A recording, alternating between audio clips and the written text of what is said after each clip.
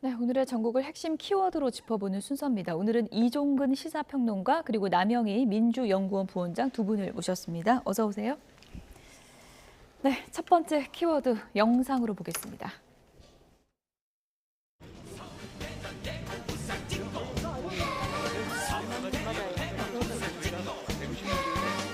제가 대구에 두 번째 왔는데요. 저는 평소에 대구 시민들을 대단히 깊이 존경해 왔습니다.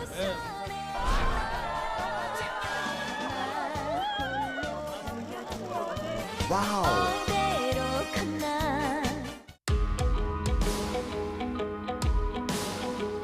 아직 정식으로 말씀 안 하신 것 같은데 환영합니다. 일단 그런 분들이 와서 도와야죠. 경쟁력 있는 분들이 굉장히 신선하고 좋잖아요. 너무 좋은 분이에요. 저보다 젊지만 제가 존경하는 분입니다. 이준석 전 대표가 한동훈 장관을 긁지 않은 복권이라고 했어요. 저는 거의 긁었는데 이미 당첨 글자, 당자가 보이는 것 같아요. 네. 왜냐하면 이미 증명된 게 많잖아요. 실력이든 인지도든 있고. 이준석 전 대표는 복권인 줄 알고 긁었는데 벌금 고지서였다. 대통령이 총선에 개입한 것으로 평가해서 심판의 성격이 훨씬 더 강화될 가능성이 있는데 민주당의 의도와 연결시켜볼 때는 불리하지 않다. 한동훈 장관은 보란 듯이 보수의 심장 대구를 찾아 공개 행보를 펼쳤습니다. 몰려든 촬영 요청에 기차표까지 취소하며 3시간이나 사진을 찍었다는데 출마 생각에 무척이나 설렜습니까? 출마 생각에 무척이나 설렜습니까? 총선 출마인 거 아니냐 이런 얘기도 있는데요. 구글링을 한번 해보십시오. 저 말고 다른 장관들도 그런 업무를 굉장히 많이 하셨죠. 저는 이런 중요한 일이 많이 있고 준비를 열심히 하겠다는 말씀도 드리겠습니다.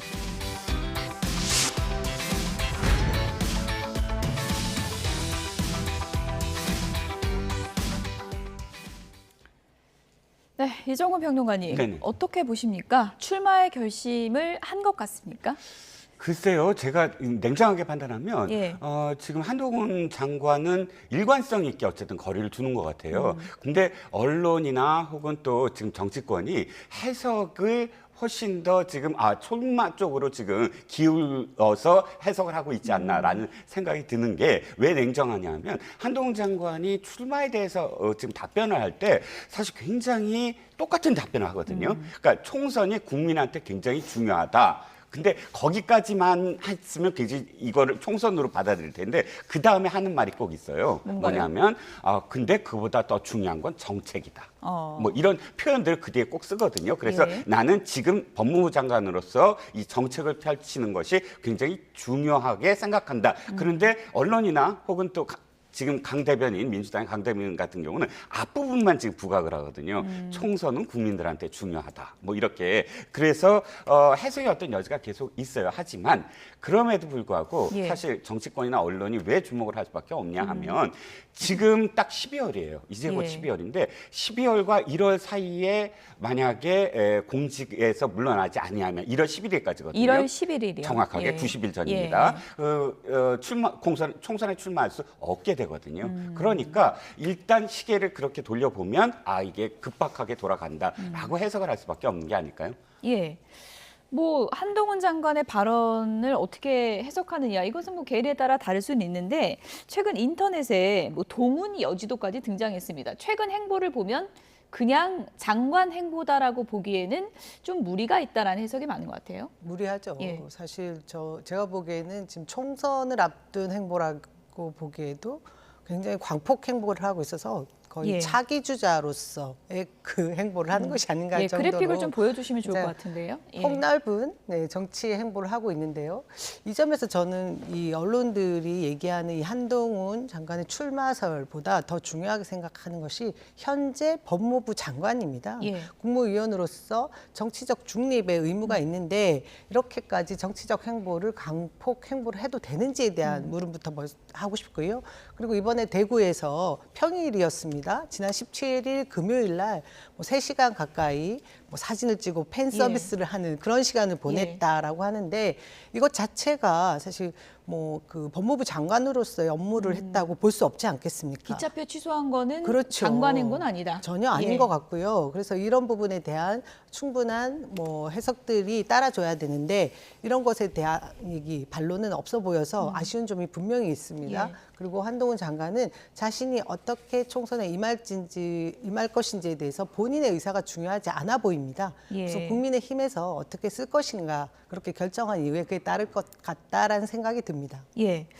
근데 뭐 법무부 장관들 원래 이렇게 많이 돌아다녔다고는 하는데 지금 네. 뭐 동훈이어 지도 압축해서 보면은 대구 갔다 대전, 오늘 대전 가고 금요일에 또 울산 간다 그러거든요. 네. 이거 뭐 대권 주자 일정표 아니냐 이렇게 또 보는 시각도 있습니다. 그런데 지금 그 한동훈 장관 답변에서 이렇게 얘기를 해요. 구글링을 해보시면 역대 법무장관도 다 같은 일정이었다. 예. 제가 구글링을 했습니다. 아, 해보셨습니까? 해봤습니다. 네. 그런데 한동훈 장관이 취임부터 지금까지 일관되게 두 가지 정책을 역점을 두고 이야기하거든요. 예. 하나는 외국인 노동자, 외국인 이민 정책. 왜냐하면 법무부 장관의 업무 중에 하나가 바로 출입국입니다. 그래서 예. 외국인과 관련된 그런 정책을 굉장히 오랫동안 일관되게 이야기하고 있고요. 두 번째는 범죄 피해자에 대한 지원입니다. 정부의 지원. 그런데 지금 대구에 간 이유가 두 가지 이유 다 돼요. 뭐 산업센터에 간 것도 사실 외국인 노동자 때문에 갔고 또 스마일센터에 간 것도 역대 모든 법무부 장관이 스마일센터 개소식에 다 갔습니다. 그렇습니까? 예, 예. 박상기 법무부 장관 또 추미애 장관, 박봉계 장관 일정을 보면 뭐 제주, 의정부, 서부, 동부, 목포, 수원 예. 광주 이 제가 지역만 말씀드렸지 예. 스마일센터 개소식에 역대 장관들이 참여하지 않은 적이 거의 없어요. 구글링을 꼼꼼하게 하셨군요. 예, 이 예. 정도 그러니까 궁금한 지금 것에서. 예. 21일 그러니까 그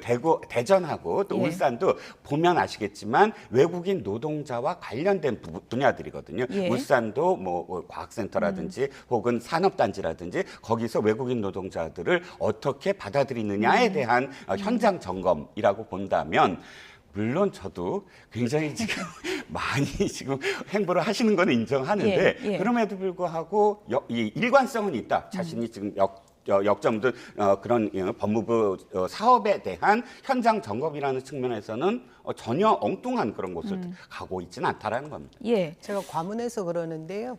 우리 평론가님께서 말씀하신 대로 이 한동훈 장관이 계속해서 중점적으로 보고 있는 것이 외국인 노동자, 이민자에 예. 관련된 것이라고 말씀하시고 출입국 관련한 문제를 고민하고 있다라고 하는데 저는 지금까지 정부 안으로 나온 법률적 그런 내용들, 정책 내용을 들어본 적이 없습니다. 구체화된 것을. 그래서 제가 모르는 것인지 아니면 언론에서 다뤄주지 않는 것인지 제가 궁금해서 여쭤보고 싶네요. 예. 뭐 한동훈 장관이 뭐 언론 인터뷰에서 관련 내용을 많이 언급한 적은 있는데 이 부분은 저희가 길게 다룰 내용은 아닌 네네. 것 같고요. 오늘 근데 이제 대전 간다 그러는데 더 관심을 갖는 부분이 이뇨한 위원장도 오늘 대전 간다 그러는데 이거 우연입니까? 우연일 것 같아요. 왜냐하면 지금 법무부 장관 일정을 아마 법무부 장관 홈페이지에 들어가서 보시면 알겠지만 이미 한 달 전, 많게는 2, 3개월 전에 일정이 잡혀 있거든요. 지금 대구도 이준석 대표가 간 다음에 대구를 갔다. 언론에서 예. 이렇게 해석하는 언론도 예. 있지만 그러나 대구 일정은 지난번에 전라남도에 갔을 때 이미 대구 일정을 이야기했었어요. 그렇군요. 예, 그렇기 때문에 이 일정들이 대전에 갔으니까 이제 정치적으로 같이 맞물리겠다 하는 건 좀 과한 해석이 아닌가 싶습니다. 예. 오늘 그럼 두 사람은 안 만나는 걸까요? 그러니까 이 정체는 우연이 없지만 예. 우연일지는 모르지만 그러나 현재 어떤 동선을 보면 예. 만날 가능성은 없어 보입니다. 우연히 만나게 되면 운명인 건가요? 어떻게 되는 건가요? 그 정치에는 또 운명이라는 게 없죠. 예. 한동훈 장관이 언제 정치에 뛰어들지 어디로 뛰어들지 이런저런 언론 보도가 계속 이어지고 있는데 오늘은 이런 얘기가 나왔습니다. 방패 대신에 창을 들고 싸울 것이다. 지금 여권에서 한동훈 장관에 대한 출마 요구가 굉장히 구체화되고 있고 지금 일각 언론 보도에 따르면 대통령실도 분위기가 좀 많이 바뀌었다 그러더라고요. 근데 언론 보도가 왔다 갔다 하는 부분도 있는 것 같습니다. 그 단독 속보 뭐 이런 식으로 나오는 내용들을 보면 한동훈 법무부 장관이 이번 12월 그 개각 명단에 빠져 있다 이런 얘기도 하고 있는 것 같아서 아직 확실하게 어떻게 방패로 쓸 것이냐, 뭐 창으로 쓸 것이냐에 대한 결론을 내리지 못한 부분이 있는 것 같은데 저는 개인적으로 이번 총선을 놓칠 수 없지 않을까 싶습니다. 한동훈 장관. 예. 예. 이번 정권과 그 운을 같이 하고 있고요.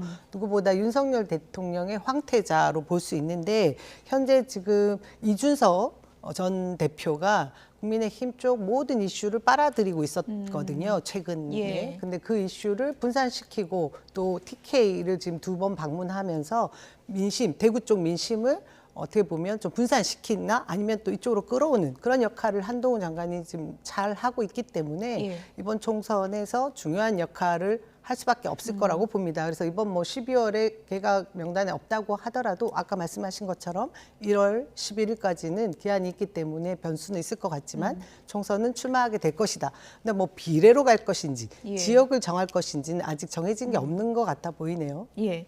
어디로 갈지는 아직 안 정해졌는데 이런저런 하마평이 무성합니다. 한동훈 장관이 어느 지역구로 출마할까 이런저런 관측이 나오고 있는데요. 얘기를 좀 들어보도록 하겠습니다. 대통령이 최근에 두 번씩이나 대구를 방문하면서 어떤 TK에 대한 중요성, 정치적인 의미를 이제 부여하지 부여하고. 않았습니까? 그 자락 위에 또 한동훈 장관이 또 총선 준비를 위한 일종의 그 자락을 또 더 탄탄히 이제 깔았다고 보는데요. 한동훈 장관이 총선 출마하게 될 것이고 출마하게 되면은 그 지역은 네. 출마 지역은 대구일 거라고 봅니다. 나온다면은 가장 상징적인 지역구 지금 종로가요. 예. 중구가 이제 종로 쪽에 붙어서 한성거구가 될 겁니다. 그럼 거기 나와서요 어떤 시나리오가 있냐면요. 내가 여기서 나올 테니까 이재명 대표 당신도 여기 나와라. 나하고 여기서 한번 진검승부를 해보자. 하나 또 있는데 이거는 뭐 이제까지 그 정치권에 이런 그 초식이 없었던 전혀 못 보던 초식인데 뭐냐면 무슨 선대위원장이 돼가지고요 불출마를 하는 겁니다. 아, 본인은 선거에 안 나오고. 선거 지원은 하는데 네. 본인은 불출마하는 거예요. 그리고 뭐 선대위원장이 돼갖고 돌고 그래서 총선 승리하잖아요. 네.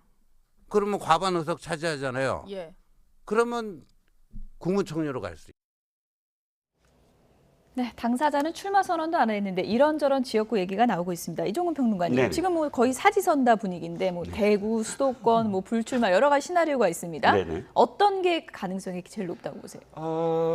다 가능성이 높아 보여요. 만약에 출마하게 된다면. 예. 그런데 사람들, 그 평론가들이 가장 지금 많이 입에 오르내리는 게 비례 쪽도 많이 언급을 해요. 왜냐하면 전국적으로 유세를 해야 된다. 이게 아마도 황교안 대표 트라우마 때문에 그런 것 같아요. 자유한국당 시절에 황교안 대표도 사실 이 비례로서 전국 유세를 하느냐 아니면 종로로 가느냐 그거 갖고 한 몇 개월을 고민하다가 예. 종로에 가서 묶여버렸거든요. 그렇죠. 이낙연 후보에게. 그런데 그러니까 이번에는 전국적인 어떤 유세를 하는 게 어떠냐라는 얘기가 나옵니다.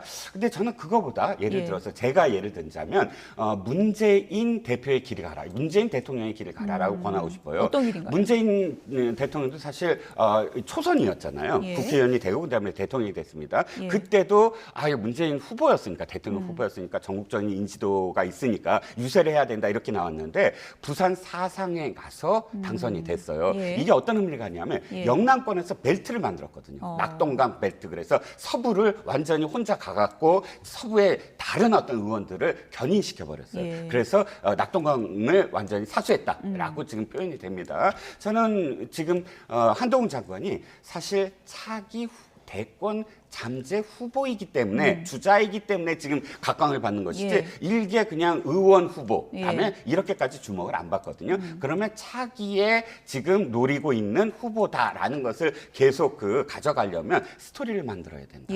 비례는 스토리가 될 수가 없거든요. 이번에 가서 지든 안 지든 가갖고 이런 어떤 벨트를 형성을 해서 이런 어떤 역할을 하고 지금 국회에 입성을 했다라는 이야기를 만들려면 또 자신의 어떤 입성만이 아니라 전체적으로 이 당에 도움이 되려면 벨트, 저는 수도권 벨트 같은 수도권 벨트요. 그러니까 서울이라든지 수도권에서 지고 있는 우리 이쪽 국민의힘 보면 16명밖에 안 되지만 민주당은 100명이 넘잖아요. 그런 지역에 벨트를 형성하는 역할이 어떨까 싶습니다. 험지로 가라는 얘기네요, 평론가님. 표현이 아닌가요? 두 글자로는 험지네요.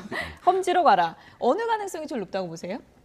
잘 모르겠습니다. 근데 지금 제가 만일에 판단을 해서 제가 한동훈 장관이라고 예. 하면 저는 수도권에 출마할 것 같아요. 뭐 태용호 의원 지역이나 뭐 이런 강남에서 편하게 일단 입성을 하고 이후에 차기를 노리게 되는 것이 제가 보기에 뭐 살아남는 그 정치 생명을 연장하는 예. 한 방법일 수 있는데 예. 여기에 굉장히 중요한 전제들이 있습니다. 한동훈 장관이 지금 국민의힘 그리고 보수 쪽의 차기 주자로서 차기 대선 주자로서 확고한 뭐 1위를 지금 뭐 누리고 있다라고 하면 저는 지금 윤석열 대통령이 정치 경험이 전무했던 부분을 어쨌든 채워 나가는 부분이 필요하고 지금 현재 뭐 언론에서는 2030의 각광을 받고 있다 이런 식으로 예. 써주고 있지만 사실 굉장히 미비하며 윤석열 대통령이 받고 있는 지지율을 고스란히 등에 업고 있는 상태가 치 보여요. 제가 보기에는. 예. 그렇기 때문에 중도 무당층들을 좀 더 끌어들이는 그런 실험을 본인도 해야 될 필요가 있고 국민들에게 보여줄 예. 책무도 있다고 봅니다. 그런 점에서 뭐 어쨌든 국민의힘에서 좀 더 편안한 지역에 출마를 한 다음에 예. 그런 부분으로 좀 더 학습도 되고 국민들에게 어필도 하고 예. 그런 과정들이 본인에게는 굉장히 유리하지 않을까 그렇게 예. 생각합니다. 한동훈 장관 뭐 출마한다면 신지호 전 의원은 뭐 종로 나가서 이재명 대표 나와라 나랑 붙자 이렇게 할 시나리오도 거론을 했거든요. 그럴 경우에 이재명 대표가 응할 가능성도 있다고 보십니까? 저는 지금 현재 한동훈 장관의 포지션 그리고 이재명 우리 당대표의 포지션이 뭐 이렇게 맞대응할 정도의 그런 수준은 아닌 것 같습니다. 저희 쪽 그 제1야당 대표이시기도 예. 하고 예. 정치 경험에서 조금 더 앞서지 않으신가요? 그리고 국민들이 선택하고자 하는 그 어떻게 보면 지지율에서도 좀 차이를 보이고 있기 때문에 본인은 한동훈 장관의 입장에서는 그렇게 하는 것이 맞을 것 같고요. 그의 이재명 대표가 응할 이유는 전혀 없지 맞수가 되지 않을까. 않는다. 저는 그렇게 생각이 듭니다. 민주당의 입장을 들어봤습니다. 네, 한동훈 장관의 지금 행보와 관련해서 유난히 최근에 큰 관심을 보이는 분이 있습니다. 바로 이준석 전 대표인데요. 언론에서 어떤 얘기를 했는지 좀 듣고 오겠습니다. 뛰어들어야 된다고 생각입니다. 무조건 뛰어들어야. 한동훈 장관은 뭐 여러 가지 지금까지 다소 뭐 공격받은 지점이 있다 하더라도 지금 국민의힘의 일반적인 의원에 비하면은 천사 같은 존재입니다. 제가 봤을 때 천사 같은 존재입니다. 제가 봤을 때 군계 일학입니다. 공직자로서 계속 살아오신 커리어가 있고 일정한 부분에 국민들의 지지를 받고 있고 이런 것도 있다 보니까 저분과는 언젠가 경쟁할 수도 있겠다라는 생각은 해요. 갑자기 등장하시더니만은 딱 바뀌어가지고 윤석열 대통령한테 쓴소리 할 수도 있는 거예요. 예, 큰 가능성은 없어 보이지만은. 당의 개혁적으로 보탬이라는 방향으로 그런 메시지를 보태준다면은 하태경과 이준석과 또 한동훈이 동지가 되는 날도 올 수 있다.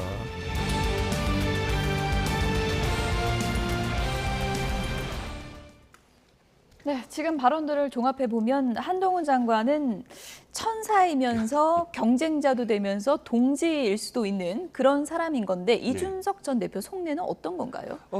약간 일관성이 없어 보이는 걸 보면 아직 한동훈 장관에 대해서 어떻게 해야 된다라는 전략적인 포지셔닝을 못 잡은 것 같아요.